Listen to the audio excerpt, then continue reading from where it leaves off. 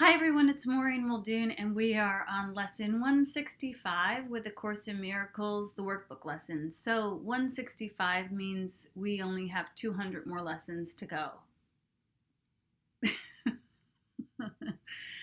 But who's counting? Lesson 165. Let not my mind deny the thought of God. What makes this world seem real except your own denial of the truth that lies beyond? What but your thoughts of misery and death obscure the perfect happiness and the eternal life your Father wills for you? And what could hide what cannot be concealed except illusions? What could keep you from what you already have except your choice to see it not and deny that it is there? The thought of God created you. It left you not, nor have you ever been apart from it an instant.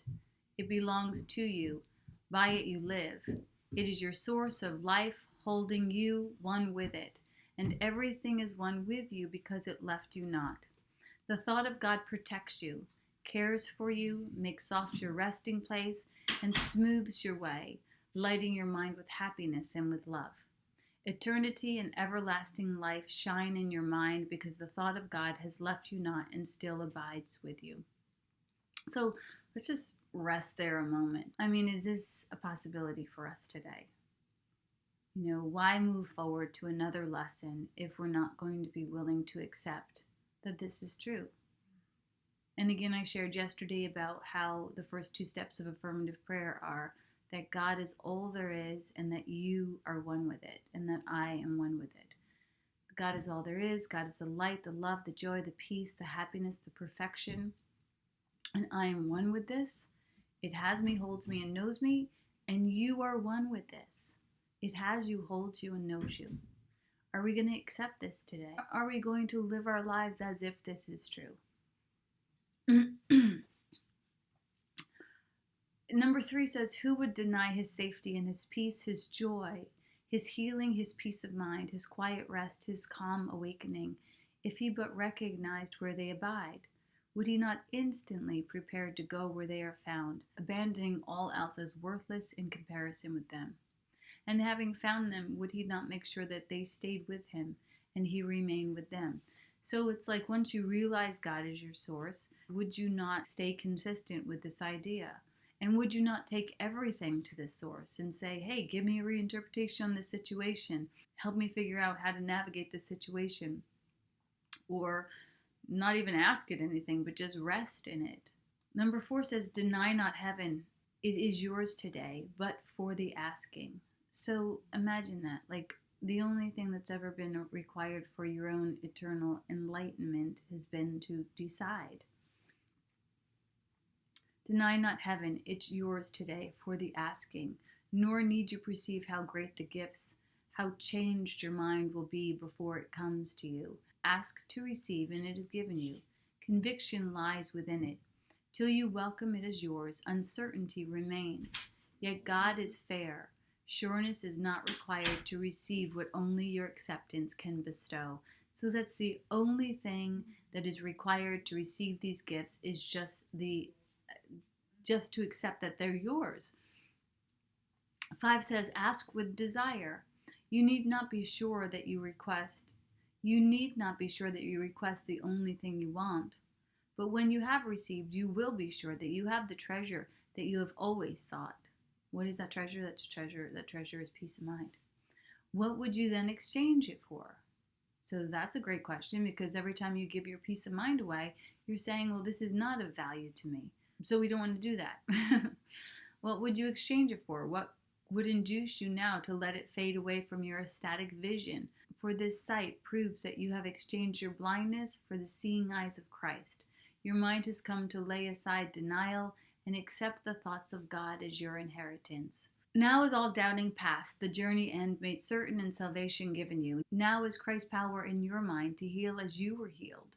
For now you are among the saviors of the world.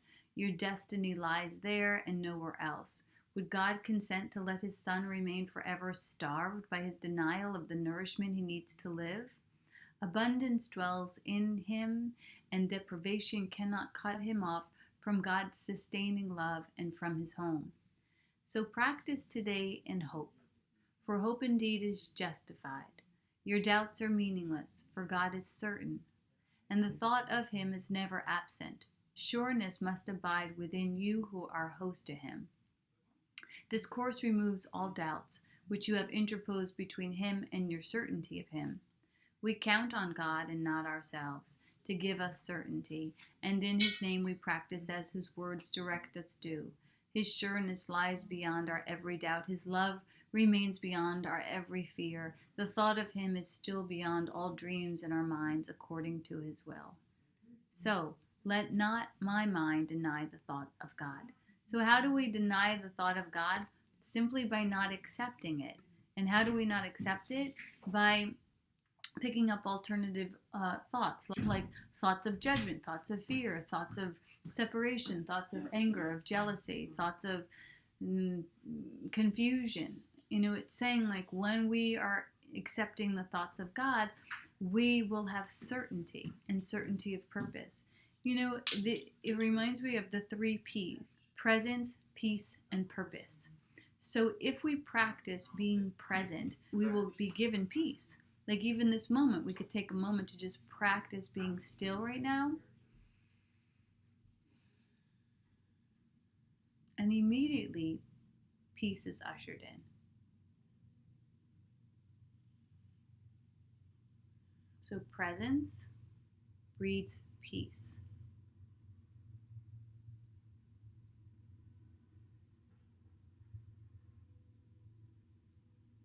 And then from that peace comes purpose. You don't even have to ask anymore, like, what is mine to do? Like, you just know what's yours to do, and you can do it in peace. And if you ever get off course, you can just go back to presence.